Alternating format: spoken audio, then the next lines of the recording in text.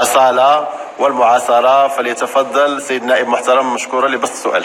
شكرا السيد الرئيس. معالي الوزير، اسمحوا لي أنا لن أوجه سؤالا، أنا سأوجه استعطافا. ما وقع في الريف ألمنا جميعا، من اعتقل في الريف أو في زاغورة أبناءنا. لا نريد ما وقع في الريف، ورجال الأمن ورجال الشرطة أبناءنا كذلك. هذا الموضوع لا زاغورة ولا نواحي بن ملال ولا كذلك الريف ليس موضوعا للقضاء.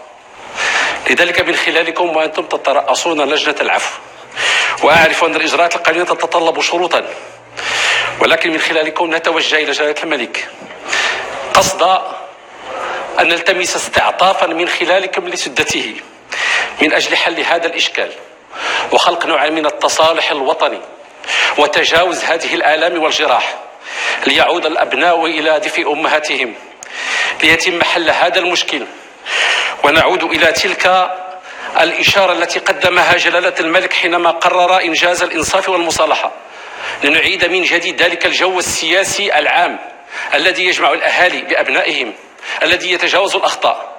إننا نحترم رجال الأمن ونحترم أبناءنا في الريف وفي زاغورة، نحترم رجال الأمن ولا نريد أن يمسوا في سلامتهم البدنية والجسدية، ونتأسف إذا كانت هناك انزلاقات، ولكن نعرف وطنية أهل الريف وملكيتهم، ونعرف وطنية الزاغورة وملكيتهم، ولذلك هذا الوطن يحتاج إلى نوع من المصالحة، يحتاج إلى نوع من تجاوز الآلام وفي الوصول إلى علاقات إنسانية ومرحلة جديدة داخل هذا الوطن. سيدي الوزير، أرجوكم أن تنقلوا هذا، ولا أعتقد بأننا من ممثلي.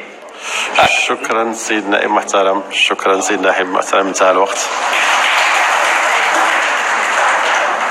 لكم الكلمة سيد الوزير. شكرا سيد النائب المحترم. إذا ماشي هو السؤال اللي توصلت به، وأعتقد أن الرسالة وصلت. هذه الجلسات هي جلسات لمساءلة المحاكمة للعفو مساطره الخاصة وأجواءه الخاصة. فأشكر الفريق على اهتمامه بهذا الموضوع. رجاء سيد الوزير قربوا الميكرو عافاك باش يسمعكم الجميع. نعم، الميكرو قربوا الميكرو. شكرا سيد الرئيس على التنبيه. قلت أن هذه الجلسات هي جلسات لمساءلة الحكومة. التماس السيد النائب وصل للعفو المولوي مساطره وأجواؤه وأعرافه. فيما يتعلق بموضوع المصالحة، هي انشغال دائم في بلادنا، وكنا نعتقد أن هذا الموضوع قد أنهيناه بإحداث هيئة الإنصاف والمصالحة وبتدشين مساطر جبر الضرر الفردي والجماعي لجميع الضحايا. الموضوع الذي أشرتم إليه موضوع مسطرة قضائية، والقضايا جارية والسلطة القضائية مستقلة، ولا تملك الحكومة أي تعقيب، ولا يمكنها أن تدلي بأي تعقيب حول مساطر القضاء. شكرا. شكرا سيد الوزير المحترم. هل هناك من تفضل سيد نائب بسام.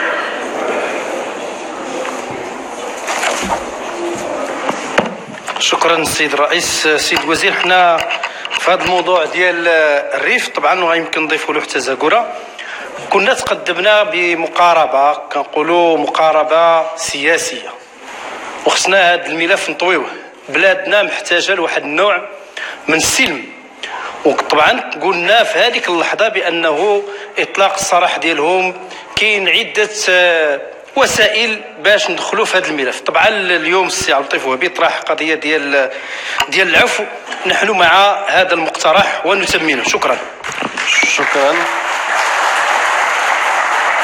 شكرا سيد النائب محترم. هل هناك من تفضل السيد الرئيس. عفوا. شكرا سيد الرئيس. فعلا سيد الرئيس، أنه الآن يجب علينا أن نطوي صفحة الماضي، لا في الحسيمة ولا في زاغورة ولا في قلعة صراغنة. أنه الوضع مستقر والأمن مستتب، فما علينا إلا أن نبحث سويا على صيغة لطي هذه الصفحة، صفحة الماضي، ولا أقول الماضي الأليم إلى هذه الدرجة، ولكن الماضي بسلبياته المختلفة. إذن فما علينا إلا أن نطالب بدورنا، وقد طالبنا بذلك في أكثر من محطة، بتفعيل مبدأ العفو على الجميع.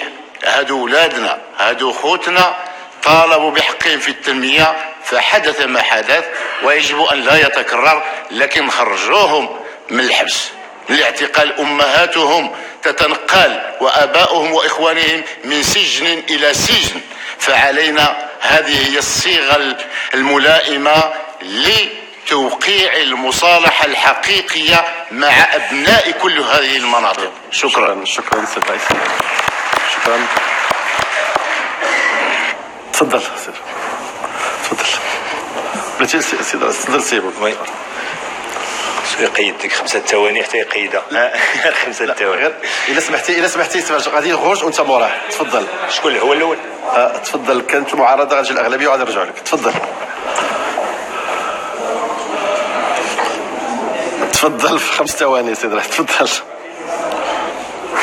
هذا الموضوع الذي شغلنا جميعا وشغل المغاربه نتمنى له مخرجا سلميا يحافظ على كرامة الجميع، على كرامة المؤسسات وعلى كرامة المواطنين، ونتصالح فيما بيننا. نحن نحتاج لبعضنا البعض.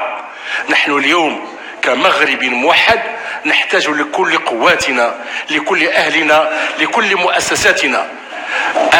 الخطر يتربص بنا ويجب أن نكون أقوياء. شكرا سيد رئيس. شكرا سيد رئيس. شكرا. راهو فينا كل شيء. إلى تبعت. تفضل سيد نائب محترم. تفضل. في 5 ثواني طالبنا بمبادرة برلمانية، فنحيي هذه المبادرة، نحيي هذه المبادرة ونتمنى أن يكون تجاوب. شكرا. شكرا سيد نائب محترم. الكلمة أورد لكم سيد الوزير المحترم.